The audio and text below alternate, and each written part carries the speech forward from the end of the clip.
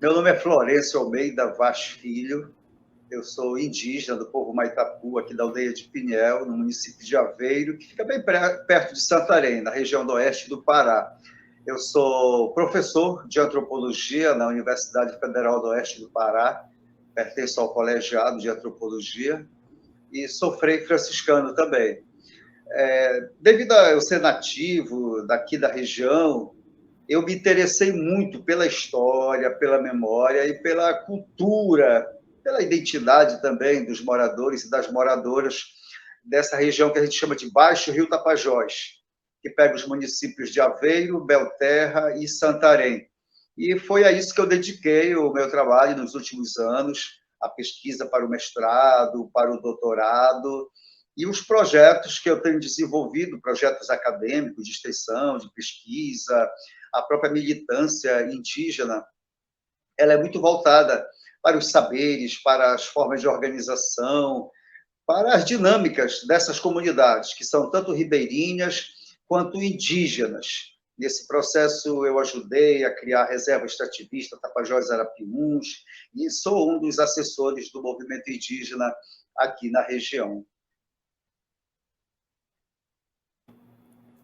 Bom, e eu me chamo Luciana Gonçalves de Carvalho. Eu atualmente resido em Santarém, sou professora, colega de trabalho do Florencio, né, no curso de Antropologia da Universidade Federal do Oeste do Pará, mas tenho uma longa relação com a região e com o próprio Florencio. Na verdade, nós fomos colegas do curso de graduação. Então, desde aquela época, né, já passados aí uns 30 anos, eu conheço o Florencio como uma pessoa altamente conectada e interessada nas histórias dessa região, nas histórias das pessoas, nos modos de vida das pessoas. E muito antes de eu pensar em vir para Santarém, ele já nos fazia conectar, né, com esse universo, ainda estudando a graduação em Ciências Sociais no Rio de Janeiro. Ele já despertava imensa curiosidade, já, né, nos fazia conectar com esse universo narrativo, esse universo cosmológico da Amazônia, né, que, na verdade, não se limita aqui à região que a gente está trabalhando, no oeste do Pará, mas é maior do que isso, na verdade, ultrapassa também a fronteira da Amazônia brasileira, né? Então, eu, como antropóloga, tenho uma carreira antes de vir para a universidade, uma carreira trilhada em espaços de museus e num Centro Nacional de Folclore e Cultura Popular, onde a gente teve a oportunidade de trabalhar justamente com os primeiros processos de patrimonialização, de registro de patrimônio cultural. Então, esse o universo da cultura popular, das narrativas populares, das cosmologias locais, dos saberes locais, dos conhecimentos tradicionais, esse universo todo tem feito parte da minha trajetória profissional também na antropologia. Então, é um encontro que a gente realiza aqui de trajetórias muito diferentes, de pessoas que vêm de lugares diferentes, mas que se encontram em alguns momentos. É isso.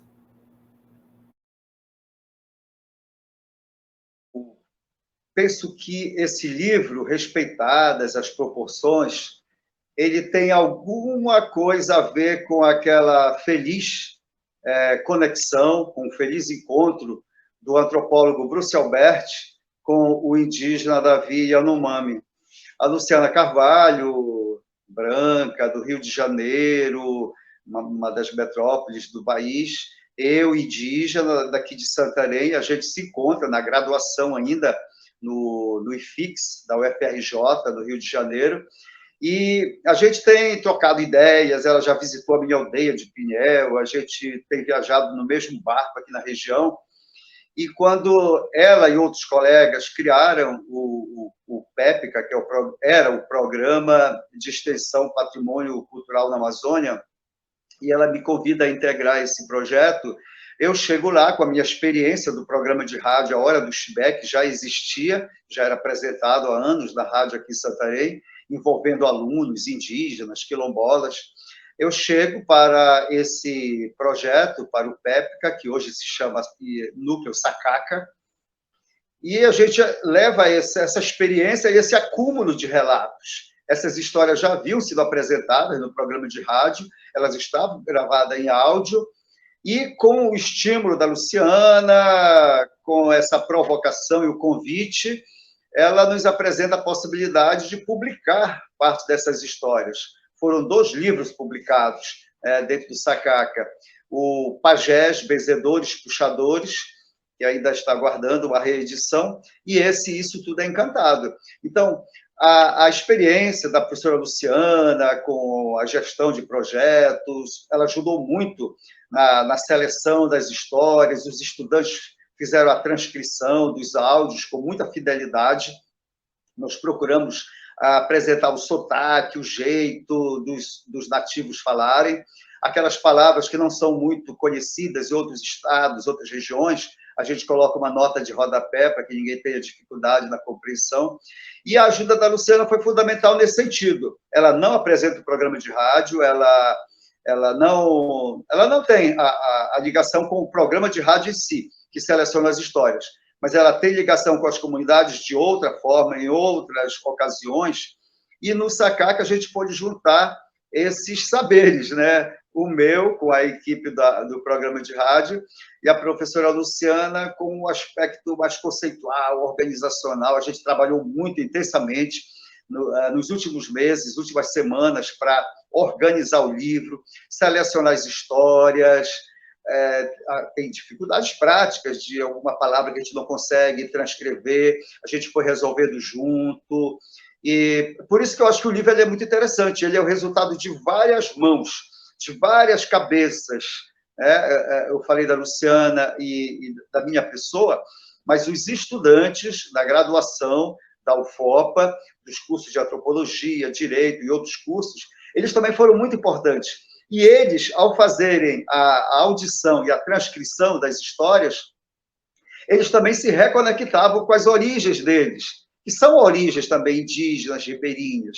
Então, esse livro não é apenas um livro ele não é mesmo o livro de uma pessoa escrevendo. Ele é um livro de produção de várias pessoas escrevendo, pensando, se lembrando. Tem muito a ver com lembrança. A gente lê o livro e começa a relembrar da avó, da tia, da nossa comunidade, das nossas raízes desse Brasil, que ainda é bastante indígena, bastante quilombola e bastante rural. E o livro, na fase de transcrição, sobretudo, né, a empolgação dos alunos, às vezes ficavam um tanto aflitos por não compreenderem certos termos, e isso fazia com que eles fossem atrás da informação. Às vezes era um problema só de escuta, né, para compreender o que a pessoa dizia, às vezes era um sotaque mais carregado, era um termo mais interiorano de falar, mas às vezes era a descoberta de uma palavra nova, até dicionarizada, mas que não se utiliza tanto, né? Então, isso era muito... Eu acho que isso empolgava, né, a equipe como um todo. A gente, por vezes, se divertia, né, e por vezes se empolgava todo mundo junto de ver os processos de descoberta a partir das histórias. Como diz aí Florencio, né, eu não participei da coleta. Na verdade, isso é um trabalho que durou anos, né, Florencio? Você coletou, você e a equipe do projeto para o rádio coletou essas histórias durante muitos anos, né? E, de repente, como você está dizendo, né, eu vejo, né, aquele corpus, né, de narrativa, eu falo, nossa, isso daqui é fantástico, eu sou um amante de história, adoro ler histórias, sempre gostei, desde criancinha, então, de ler e reler histórias, e esse tipo de história especificamente me atrai muito. Eu falei, isso aqui é um material genial, a gente tem que colocar isso em livro, né? Mas, assim, acho que tem um aspecto legal aí também que, embora trazido para o livro, com um pouco mais dessa coisa da organização, do pragmatismo que é envolvido na organização, na produção de uma obra impressa, o livro guarda muito a marca da oralidade ainda. Então, assim,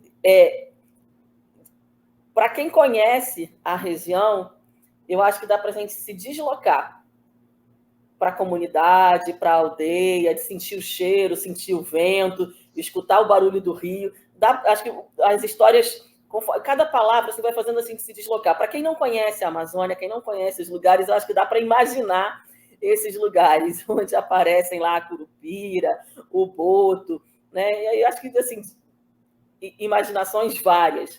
Então, eu acho que é muito rico. Agora, é um pequeno universo de histórias que são muito, muito replicadas aqui, com variações, mas que acontecem numa área geográfica vastíssima. Então, essas colhidas mais com comunidades indígenas e ribeirinhas aqui, né, na calha do rio Tapajós, eu vou encontrar versões muito semelhantes também no município de Oriximiná, lá no Alto Rio Trombetas, que é ocupado por comunidades quilombolas. Aí eu vou lá para o Marajó e encontro com pequenas variações também. Então, assim, tem alguns temas que se espraiam, acho, por essa grandíssima Amazônia, né?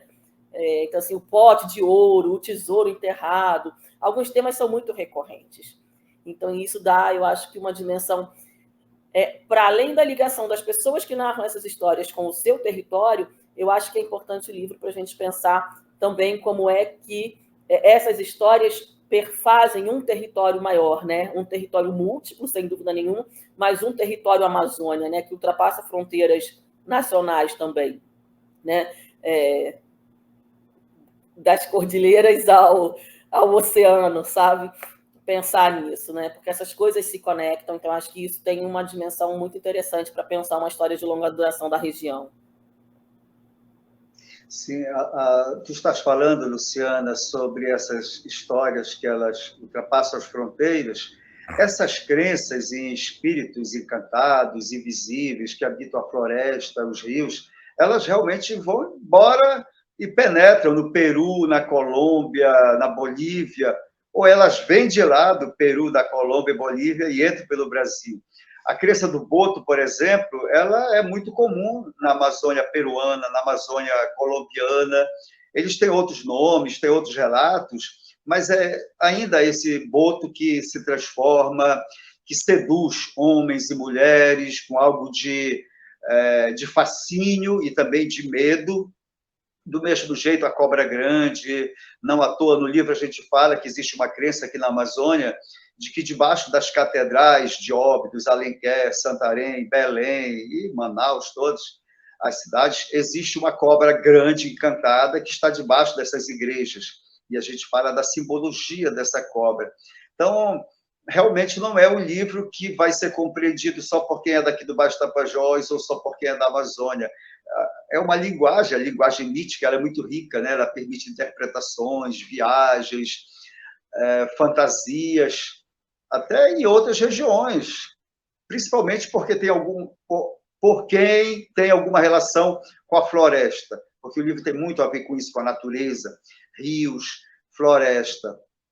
E também esse livro, ele resgata a dignidade das pessoas que contam as histórias. São pessoas muito humildes. Algumas senhoras que contaram histórias não têm nem o segundo ano da escola formal.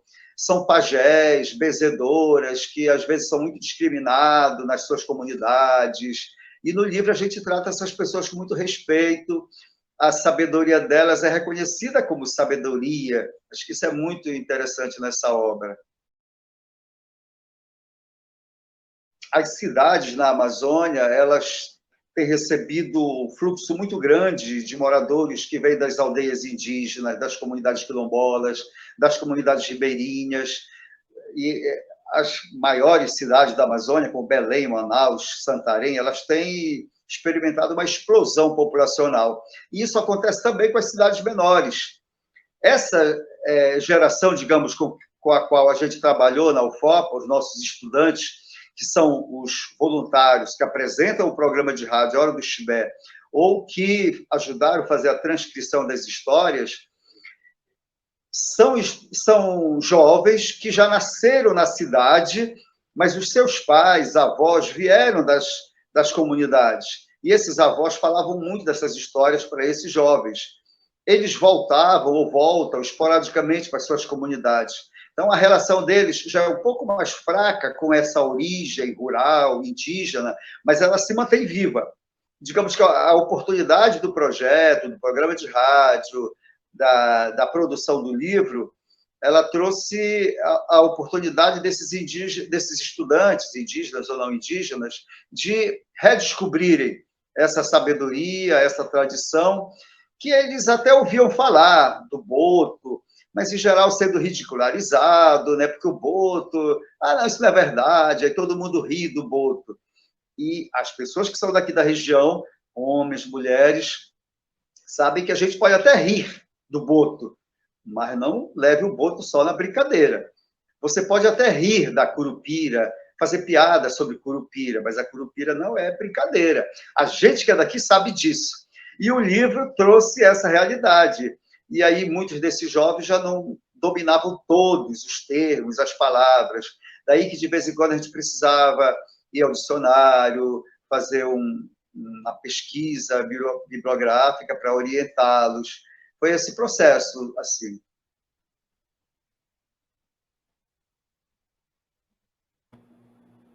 Eu estou pensando aqui que tem...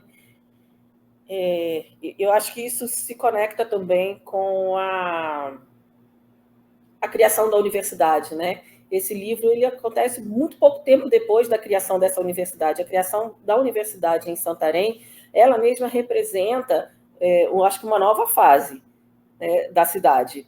Então, como você está dizendo, né, os jovens que já viviam aqui na cidade, mesmo que fossem muito habituados com essas histórias, grande parte deles pensava assim, não, a universidade é um lugar onde a gente não vai ficar contando esse tipo de coisa, né?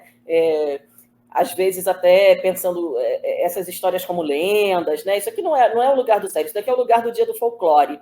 E aí, de repente, eles descobrem que tem professores universitários, tem um programa de extensão, né? Tem envolvendo, inclusive, recursos, né? Advindos do Ministério da Educação, né? Governo Federal. Fala assim, olha, tem um programa de extensão que está valorizando isso, né? Não só um programa de rádio, que também pode dizer, não, rádio é que negócio lá para o povo do interior, né? Que fica ouvindo radinho de pilha, logo desde cedo de manhã. Aqui não, a gente está na internet, enfim.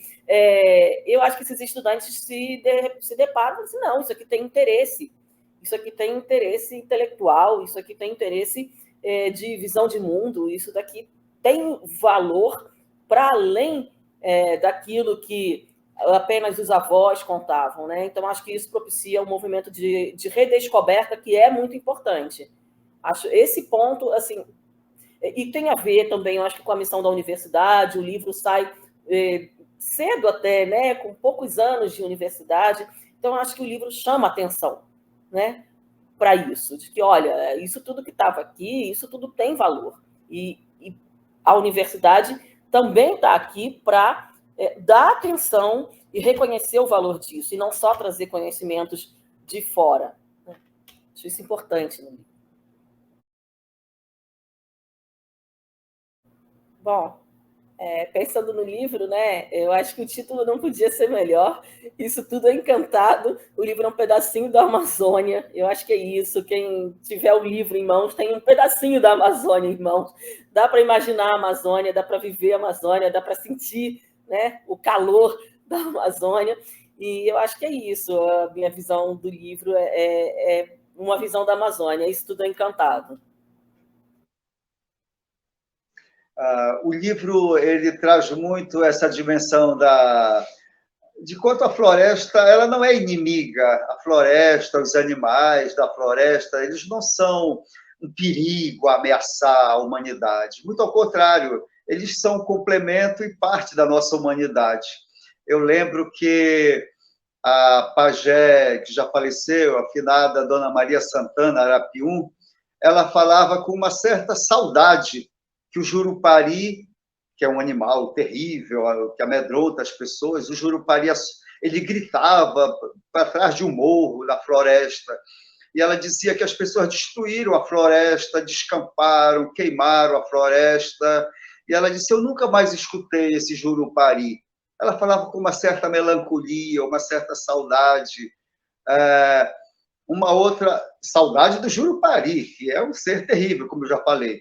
Uma outra pajé, a dona Gracinha de Pinhel, ela estava cantando a história de uma moça que foi encantada, e aí ela dizia, é a última história do livro, e ela disse que quando a dona Gracinha incorpora a entidade da moça encantada, é uma história muito triste, porque a moça foi encantada, levada para o mundo dos encantados e nunca mais voltou. E quando a dona Gracínia canta a doutrina, o canto sagrado dessa mulher encantada, ela diz que é tão triste o canto da moça que a própria pajé começou a chorar ao relatar a história da pajé. Então, imagine, né? É uma entidade que vive no outro mundo dos encantados e que quando a pajé canta o hino dela, a doutrina dela, a própria pajé se incorpora da tristeza, da melancolia dessa moça, que não vai voltar para cá mais, porque ela rompeu com alguma regra e por isso ela foi levada para o mundo dos encantados. Mas o livro tem muito mais histórias que deixam a gente pensando, refletindo e viajando. Venham viajar com a gente aqui pela Amazônia, e o livro Isso Tudo é Encantado é uma oportunidade, é um convite para essa viagem. Divulguem, convidem que seus amigos e parentes leiam, porque assim vocês vão estar conectados com a gente que vive aqui na Amazônia, e assim a gente acaba fazendo parte desse mesmo encantamento, dessa rede de encantamento, que é o que pode salvar a nossa vida nesse planeta, né?